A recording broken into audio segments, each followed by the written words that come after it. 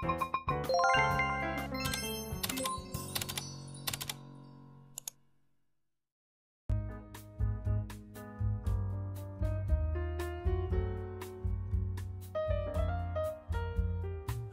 teman-teman semuanya, perkenalkan saya Nur Fajrina Rahmawati. Background saya adalah seorang tenaga pendidik di bidang bimbingan dan konseling. Senang bisa menyapa teman-teman. Dalam video kali ini saya ingin berbagi informasi terkait self-compassion atau perilaku belas asih. Namun sebelumnya saya memiliki beberapa pertanyaan sebagai bahan refleksi teman-teman semua. Yang pertama, pernahkah teman-teman terlalu menyalahkan atau menghakimi diri sendiri terkait penyesalan yang dilakukan di masa lalu? Atau teman-teman terlalu membandingkan diri sendiri dengan kondisi orang lain sehingga menyebabkan insecure, takut dinilai buruk atau mendapat persepsi negatif dari orang lain, takut ditolak oleh lingkungan sehingga cenderung people pleaser? Kemudian yang kedua, pernahkah teman-teman menghakimi kegagalan diri yang pernah dilakukan? Terlalu mengutuk kelemahan diri kita sendiri? Kemudian yang ketiga, pernah nggak teman-teman menarik diri dari lingkungan sekitar ketika mengalami kesedihan? Bahkan berpikir, kok hidup orang lain nampaknya selalu lebih happy ya dari hidupku? Baik. Bagaimana? Jika jawabannya pernah, maka sudah saatnya teman-teman meningkatkan perilaku belas asih. Perilaku belas asih merupakan perilaku kita saat bertindak menjadi sahabat terbaik bagi diri kita yang memberikan penerimaan, memberikan kasih sayang pada saat diri kita mengalami peristiwa-peristiwa yang tidak menyenangkan. Kalau ditanya, siapa sih yang memerlukan perilaku belas asih? Everybody needs self-compassion. Setiap orang perlu memiliki perilaku belas asih. Karena banyak sekali manfaat yang bisa didapatkan apabila seseorang menerapkan perilaku belas asih. Di dalam bukunya, Kristin Neff menyebutkan ada beberapa manfaat. Di antaranya yang pertama adalah meningkatkan kesejahteraan psikis untuk diri kita. Dalam artian memberikan rasa nyaman, kemudian rasa aman, kebahagiaan, serta penerimaan terhadap momen yang terjadi di dalam hidup kita. Kemudian manfaat yang kedua adalah meningkatkan motivasi bagi diri kita untuk terus berproses. Yang ketiga, menumbuhkan kekuatan karakter di dalam diri kita.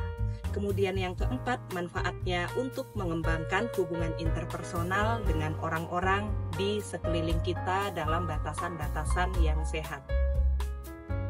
Ada banyak hal yang dapat menurunkan kadar perilaku belas asih dalam diri seseorang. Di antaranya, misalnya mendapatkan tekanan sosial atau tuntutan dari orang di sekitarnya.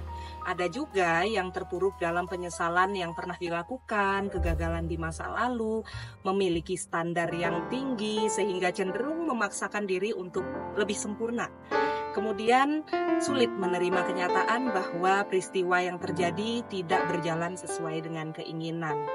Untuk itu, kita perlu meningkatkan self-compassion atau perilaku belas asih dengan cara memahami aspek-aspeknya. Aspek yang pertama adalah self-kindness. Self-kindness merupakan cara seseorang untuk dapat menerima kelebihan diri maupun kekurangan diri yang dimiliki. Dengan memiliki self-kindness, seseorang bisa lebih memilih untuk bersikap lembut, berkata-kata yang baik kepada diri sendiri, mengasihi diri apabila mengalami sebuah momen atau peristiwa yang tidak menyenangkan. Kemudian aspek yang kedua adalah common humanity atau kemanusiaan bersama, yang merupakan kesadaran bahwa pada dasarnya seseorang itu pasti memiliki masa-masa sulit di dalam hidupnya.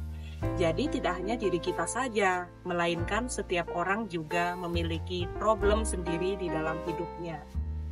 Tentu ada fase di dalam diri kita ketika kita merasa, kok bisa ya masalah ini datang terus-terusan? Kapan selesainya ya masalah yang saya alami?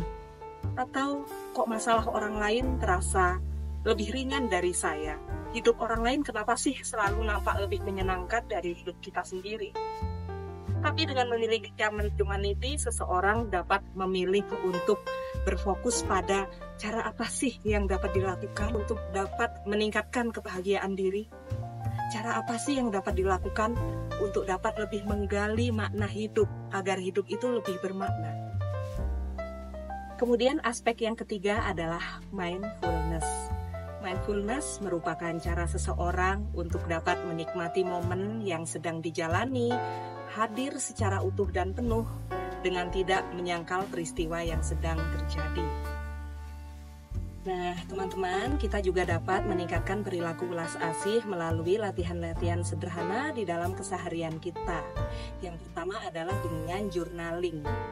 Dengan menulis jurnal, kita dapat mengekspresikan apa yang kita pikirkan, apa yang kita rasakan, kemudian mengungkapkan hal-hal yang patut kita syukuri di dalam hidup kita, menuliskan berkah-berkah yang pernah kita alami, serta berfokus pada hal-hal baik yang pernah terjadi di dalam hidup kita. Cara yang kedua adalah dengan melakukan positive self-talk atau berkata-kata baik terhadap diri kita sendiri. Jadi hindari self-judgment atau kritik diri yang terlalu keras seperti I'm ugly, saya payah, saya nggak pantas, saya nggak sebaik itu. Nah, jadi kita hilangkan dan diganti dengan kata-kata yang lebih lembut untuk diri kita sendiri. Dengan positive self-talk tentunya dapat meminimalisir insecurity yang terjadi di dalam diri kita. Because you are beautiful and you are handsome no matter your body shape, your skin color, and your face. The beauty is inside you. Cara yang ketiga adalah dengan melakukan butterfly hug atau terapi memeluk diri sendiri. Cara ini dapat memberikan kenyamanan, rasa aman, serta meredakan kecemasan yang sedang kita rasakan. Baik teman-teman, semoga cara-cara tadi dapat membuat diri kita lebih mengasihi diri serta menjadi sahabat terbaik untuk menjalani hidup ini. See you on the next video and bye-bye.